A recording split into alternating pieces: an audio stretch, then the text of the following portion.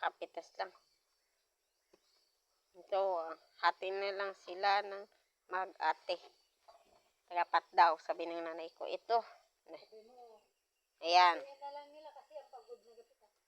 Medyo mapagod nga lang pumitas. Taas kasi ng puno nito.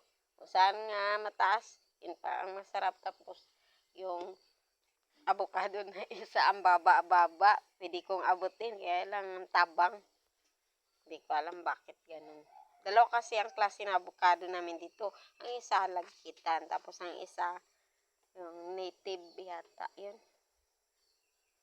Malaking klase, kaya lang walang bulaklak. Saka mababa sana, madaling maabot. Anyway, maraming salamat po sa panonood. Pasensya na. Ang gusto kasi ng nanay ko maramihan para hindi kuwan sa pagod. Kasi mapagod magpitas. Kapag dalawa, ibigay na lang. Kasi mapagod nga magpitas. Masakit sa braso.